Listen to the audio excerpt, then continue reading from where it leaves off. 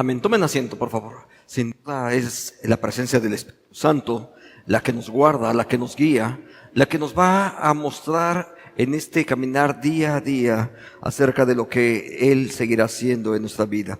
Entonces, cuando se trata de el desarrollo espiritual y de cómo podemos nosotros crecer en la comunión con nuestro Señor, por supuesto que ahí el tema de la presencia del Espíritu de Dios en nuestra propia vida se vuelve imprescindible para con cada uno de nosotros. Quiero que considere esto. El Espíritu de Dios verdaderamente nos es necesario. Necesitamos la guía, cada uno de nosotros, acerca del Espíritu de Dios para que Él nos muestre el rumbo, las cosas hacia las cuales hemos de caminar. La razón de la necesidad del Espíritu Santo tiene que ver justamente con elementos que están presentes en el tema de Jesús mismo.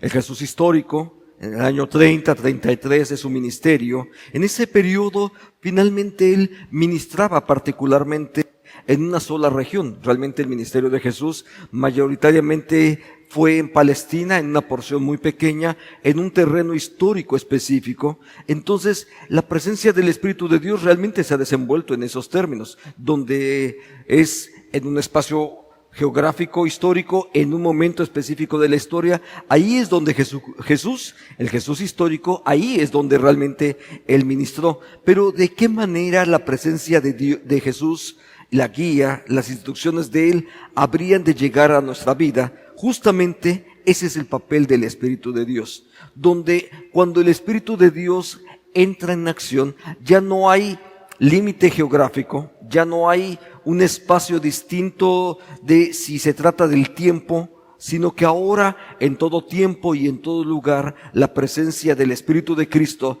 puede estar con nosotros. Entonces, con la partida de Jesús, como Él mismo anunció que habría de partir, cuando anuncia su partida también dice, las Escrituras dice, les enviaré a otro como yo, y con ello inicia la ministración del Espíritu Santo. Esa era específica donde nosotros hoy en día podemos vivir y experimentar de la presencia de Dios en medio de nosotros.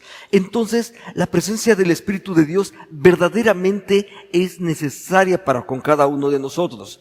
Y en lugar de lamentarnos de por qué quizás no estuve en aquella época para poder vivir con Jesús, yo le diría que justamente ahora es la presencia a través de su Espíritu igual o más viva que en aquella época, porque la presencia, el Espíritu de Cristo Jesús en medio de nosotros nos lleva a niveles posiblemente que ni siquiera pudieron haber alcanzado algunos de los personajes que estuvieron en aquel tiempo. Por el tiempo de espera entonces, y para el propio desarrollo de nuestra madurez, el tiempo de espera que hay en aquella época y a que el Señor venga, por ese tiempo de espera, y para que el Espíritu de Dios sea el que nos guíe, el que nos conduzca. Esa es la razón por la cual el Espíritu de Dios estará ministrando en nuestras vidas. Hágame un favor, busque por favor en el Evangelio de Juan, capítulo número 14, un pasaje clásico para hablar acerca de la ministración del Espíritu Santo. Juan 14, número 26. Porque en ese texto, para una ministración directa que va a abarcar a todos los tiempos y en todas las edades, en todos los lugares, sin distingo de razas, ni de culturas, ahí la presencia del Espíritu de Dios se hace presente para con cada uno de nosotros. Vea lo que dice el texto, Juan 14, 26. Mas el Consolador, el Espíritu Santo, a quien el Padre enviará en mi nombre, vea lo que dice después sobre qué es lo que va a hacer. Él os enseñará todas las cosas y os recordará todo lo que yo os he dicho. Ese es parte del papel del Espíritu de Dios. Ahora vamos a ver un poquito más, porque va a estar justo un poquitito más adelante, capítulo 16, está muy cerca de su Biblia, capítulo 16, versos 7 en adelante. De hecho, hace un momento leímos ese texto, pero me interesa que podamos hablar una vez más acerca de esto, porque la administración del Espíritu de Dios tiene que ver con que el hacer que esa palabra revelada, es decir, esa Biblia que hoy, tal vez usted tenga en este momento en sus manos, el papel del Espíritu de Dios es que eso que es papel y tinta se convierta en verdadera palabra de Dios para con cada uno de nosotros. Y para que eso ocurra, solamente tiene que ser a través de la presencia del Espíritu de Dios en tu propia vida. Déjame recordar una frase que el apóstol Pablo usó y que tiene que ver con esto. Dice, necesitamos que el Espíritu de Dios hable a tu espíritu. Entonces, cuando se puede generar esa conexión entre el Espíritu de Dios que habla ahora a el Espíritu de Dios que también está en mi vida, entonces puede haber verdadera comunicación. Por eso es imprescindible cuando hablamos de madurez espiritual, primero tenemos que haber nacido de nuevo, tenemos que ser receptores del Espíritu de Dios, y cuando el Espíritu de Dios está actuando en tu vida, e incluso poner en ti la necesidad de que tú busques más y más de la palabra de Él, y entonces eso va a ocurrir en tu propia vida. Entonces, la palabra del Espíritu justamente está ahí para podernos guiar, para darnos la guía, dirección y conducirnos a la madurez a todos aquellos que han creído en el Señor. Por eso, cuando Dios lo hace, se convierte de formas muy específicas y cómo Él nos va a ir llevando poco a poco hacia la madurez que todos necesitamos. Vea el texto, por favor. Juan capítulo 16, dice desde el verso 7, pero yo, a la verdad, os conviene que yo me vaya, porque si no me fuera, el Consolador no vendría a vosotros, mas si me fuere, os lo enviaré. La primera parte tiene que ver justamente con esa línea donde nos es necesario, e incluso dice Jesús, en las palabras de Jesús dice, les conviene que yo me vaya, porque cuando yo me voy, el Espíritu de Dios, Jesús finalmente es omnisciente, sabe todo, etcétera, pero el Jesús histórico solamente estaba en un solo lugar, pero el Espíritu de Dios está en todos los lugares, en todas las circunstancias, a cada momento, de manera que el Espíritu de Cristo Jesús ahora puede acompañarte en todos los momentos, en todas las circunstancias, y será el Espíritu de Dios que te va a llevar hacia el crecimiento. Porque quiero que veas el versículo 8. Cuando Él venga, una de las labores de la presencia del Espíritu de Dios tiene que ver con convencernos. Voy a usar la palabra que está en la versión Reina Valera: convencer al mundo de pecado, de justicia y de juicio. ¿Sí? Esos tres elementos son muy importantes y ahora tenemos que considerar cada uno de ellos, cada uno de esos elementos y por qué el Espíritu de Dios hace eso para convencer al mundo. Ahora, quizás la palabra convencer al mundo tiene que ver, es decir, va a presentar argumentos irrefutables para que nosotros podamos entender cada una de las cosas. Esa es la acción del Espíritu de Dios. Es el Espíritu de Dios el que nos convence. Entonces, nos va a presentar argumentos irrefutables acerca de varias cosas. El primero de ellos, del pecado. ¿Sabe? De hecho, el mismo texto dice así: de pecado, por cuanto no creen en mí. La realidad del ser humano es esa, justamente, que si no estamos en Cristo Jesús, la verdad es que la gente sigue viviendo en el pecado. Déjeme recordar solamente qué ocurre cuando aquella primera iglesia, en el libro de los Hechos, capítulo 2, cuando esa iglesia empieza a entender qué es lo que está ocurriendo, cuando por primera vez el apóstol Pedro se levanta ante una comunidad, empieza a predicar el evangelio, y entonces esto es la respuesta de esa gente que estaba ahí. Hechos capítulo 2, 37. Al oír esto, se compungieron de corazón y dijeron a Pedro y a los otros apóstoles: varones hermanos, ¿qué haremos? Se dan cuenta de su necesidad de salvación. Y es que cuando el evangelio es predicado, cuando el Espíritu de Dios está ahí actuando a través de esa predicación, lo primero que tú descubres justamente es tu propia necesidad de salvación. Te descubres a ti mismo como alguien que ha pecado frente al Señor. Y esa es una de las primeras cosas que Dios hace. Ahora, eso es importantísimo incluso para nuestro propio desarrollo espiritual, ¿sabe? Porque si nosotros no nos diésemos cuenta de nuestro propio pecado, seguiríamos pecando una y otra vez y nada nos importaría. Es más, hay hombres y mujeres que de pronto se vuelven insensibles acerca del pecado. Es más, de pronto creen incluso que están haciendo las cosas correctamente. ¿Sabe? Todos esos malosos de los cuales vemos sus fechorías en la televisión, en los diarios, ¿usted cree que están pensando que están haciendo mal? No, no lo hacen. ¿Usted cree que el tipo joven que llegó y ametralló a una serie a muchos homosexuales. Tal vez ni siquiera eran homosexuales muchos de ellos. Simplemente estaban en un bar. ¿Cree que de verdad él tenía la conciencia de que estaba haciendo algo que es incorrecto delante de Dios? No. No tenía esa conciencia. ¿Sabe? La realidad es de que es la presencia del Espíritu de Dios. Cuando voy avanzando, cuando voy leyendo, voy descubriendo incluso cosas que quizás ni siquiera me hubiese dado cuenta, pero de pronto leo y descubro que incluso me era pecado y ni siquiera había percatado acerca de ello. Entonces, por esa parte, la presencia del Espíritu de Dios es muy importante. Pero no solamente nos convence acerca del pecado, también nos convence de algunas otras cosas más. Por ejemplo, nos convence la presencia del Espíritu de Cristo acerca de la justicia. La justicia de Cristo es importantísima. Quiero que recuerde una escena. Seguramente la he leído en alguna ocasión en la Biblia, y si no, yo sé que hasta en las películas de pronto sale, cuando se habla acerca de una película de Jesús. Está el Cristo crucificado, está Jesús ahí en la cruz, y cuando está ahí en la cruz, la propia guardia romana que lo había llevado ahí, que lo había crucificado, de pronto parece que todo el escenario cambia de escena, ya no están viéndose la cruz, y de pronto hasta las cámaras cambian, y de pronto se fijan ahora en la gente que está ahí, particularmente en uno de los centuriones, y ese centurión es el que va a decir algo acerca de la justicia de Cristo Jesús. El centurión y los que estaban con él, guardando a Jesús, Mateo 27:54, visto el terremoto y las cosas que habían sido hechas, temieron en gran manera y dijeron, vea esa frase, verdaderamente este era Hijo de Dios. Descubre en ese momento que acaba de crucificar a un hombre que era justo, a un hombre que era santo. Él seguía instrucciones. Finalmente, un militar está puesto ahí y él lo que tiene que hacer es seguir instrucciones. Le dieron esas órdenes y él simplemente fue y las cumplió. Pero a pesar de ello, de pronto se dice,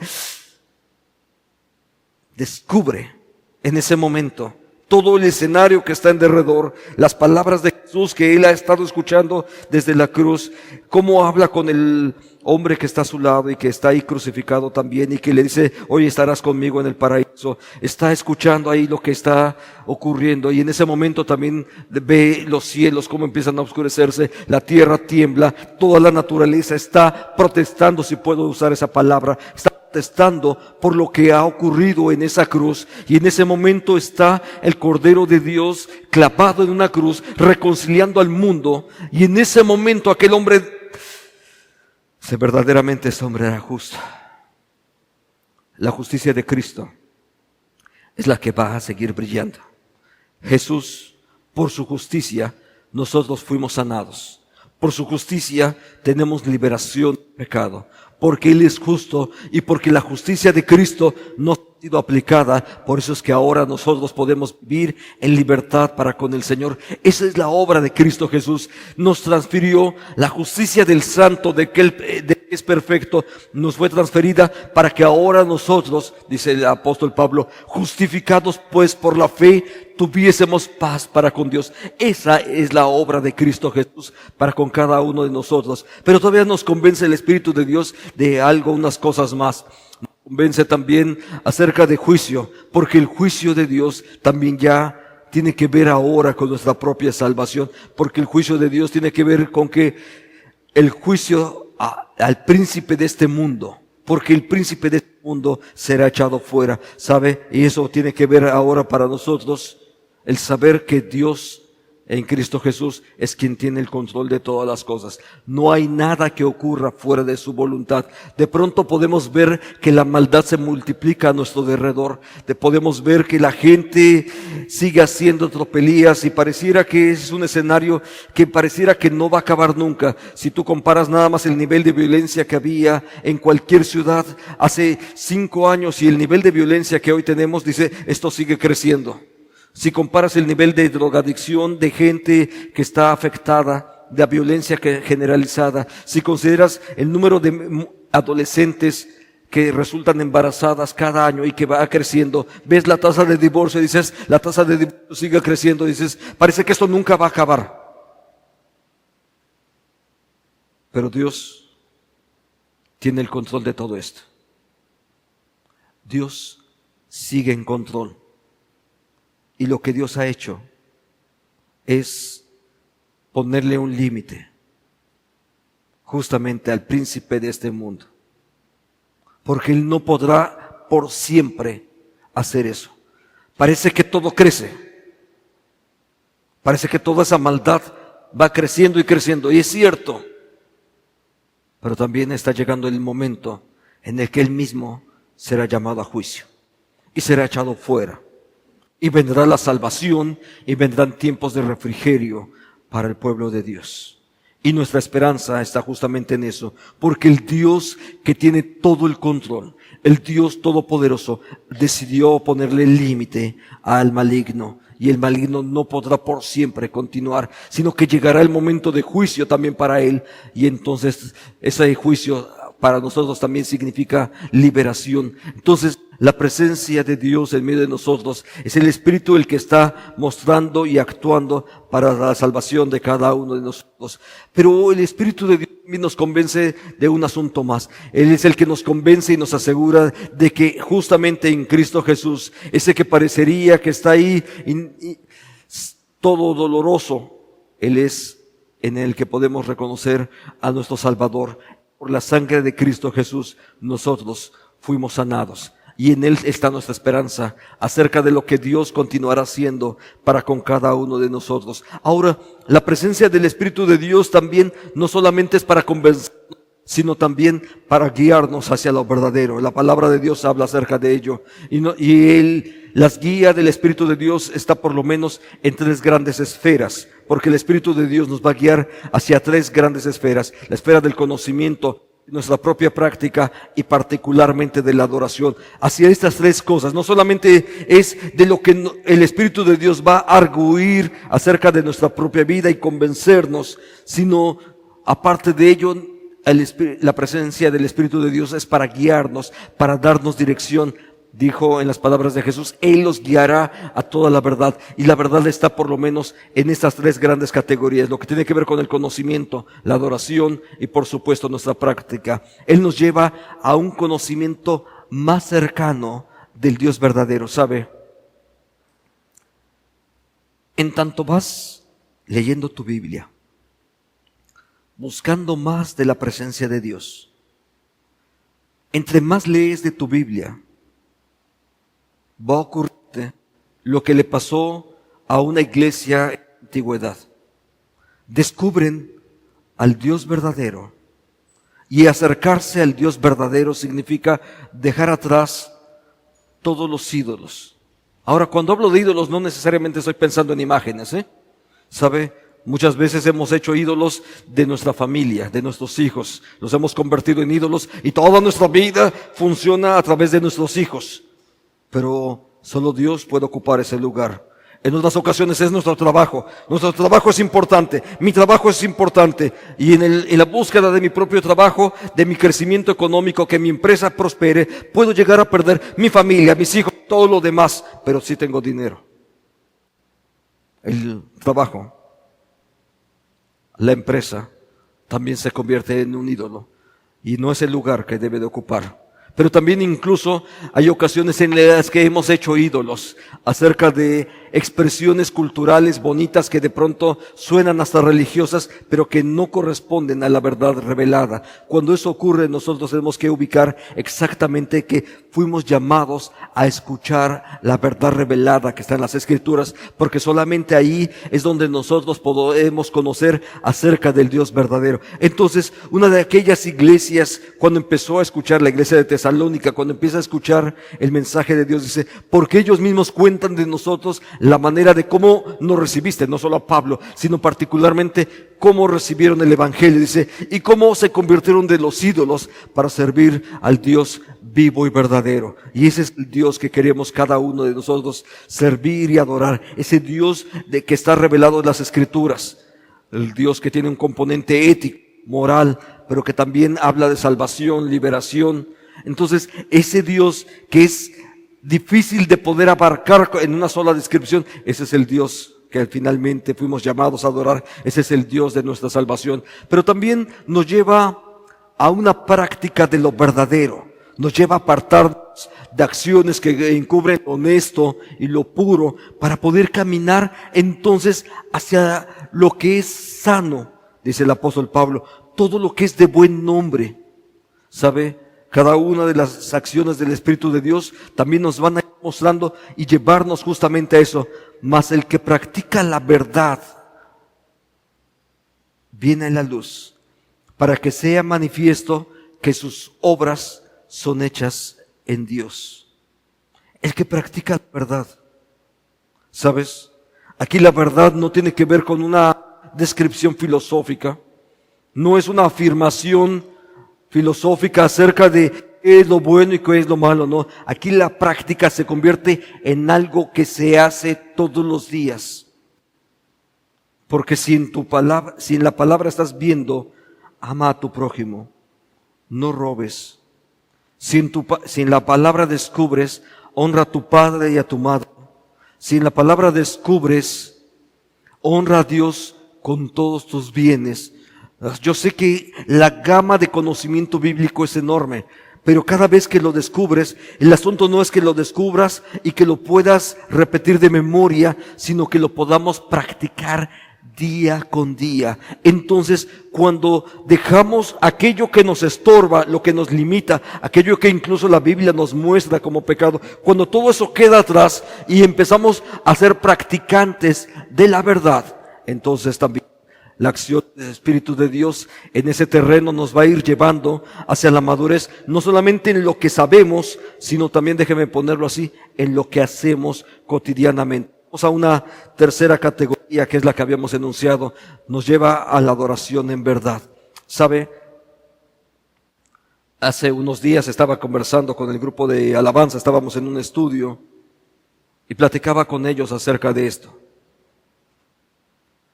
Solamente los cristianos pueden adorar. Cualquier persona puede cantar. Cualquier persona puede cantar. Pueden tener más o menos buenas voces, no importa realmente eso. Cualquiera puede cantar. Adorar, solamente pueden hacerlo los cristianos. Yo sé que puede sonar ofensivo para alguien, pero esa es la realidad. Porque para adorar, lo primero que tiene que haber ocurrido es un nuevo nacimiento. ¿A qué voy a adorar si no conozco a ese Dios? Si no estoy relacionado con Él. Entonces no tiene que ver con cantar. La adoración no tiene que ver con cantar. Incluye el canto, pero no es cantar. Adoración es reconocer la grandeza de Dios. Y para que tú estés sujeto a la voluntad de Dios, lo primero que tuviste que haber hecho, y no fuiste tú, sino es el Espíritu de Dios el que lo hizo en nosotros, es haber nacido de nuevo. Entonces, cuando eso ocurre, entonces estás en la posibilidad de adorar. Que adorar significa que reconozcamos el nombre de Dios, que Él sea prioritario para nuestras propias vidas. Entonces, un texto también en el Evangelio de Juan dice: Dios es espíritu, y los que le adoran en espíritu y en verdad es necesario que adoren. Donde la adoración implica poner nuestras manos, nuestros pies, nuestras capacidades intelectuales, nuestra vida completa, ponerla al servicio de Dios. Esa es la forma finalmente de adorar. Puedo cantar, puedo depositar ofrendas, y está bien, pero no se trata simplemente de cantar, orar y depositar ofrendas, sino de disponer toda nuestra vida, decirle: Señor, aquí está mi vida. Déjame recordar un poco, el apóstol Pablo dice: mi vida en ofrenda viva, santa y agradable delante de ti, porque Señor, entiendo que tú eres el que me diste la vida, y todo lo que soy, todo lo que poseo, simplemente te lo debo a ti. El puesto que ocupo, la casa que tengo, el lugar donde me permites vivir, Señor, los hijos que tú me diste como parte de la mayordomía, todo lo que tengo, Señor, finalmente te lo debo a ti, y lo único que puedo hacer es honrarte justamente con todo lo que tú me has dado, con todas mis capacidades. Entonces, todo eso tiene que ver justamente con la adoración. Así es que ser iluminados por la presencia del Espíritu de Dios nos lleva justamente a que esa iluminación que el Espíritu de Dios nos guíe a una práctica verdadera, genuina, si pudiera decirlo así, sacrificial, pero no que te duela, sino donde tú te pones como una ofrenda delante del Señor. Le invito a que oremos y que le pongamos ahora nuestra vida en las manos de Dios. Padre, bendito sea tu nombre. Gracias Dios por lo que tú has hecho. Gracias Señor porque nos enviaste a tu Espíritu para que Él sea el que nos ministre, para que Él nos guíe y nos muestre tu voluntad, que nos convenza de los errores que cometemos, pero también de tu justicia, y nos brinde la esperanza para poder continuar adelante.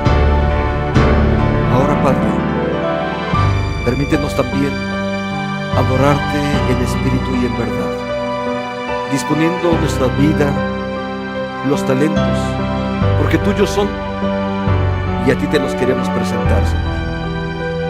Haznos los hombres y las mujeres que tú quieres que seamos, y que tu Espíritu Santo, Señor, nos siga mostrando en tu presencia.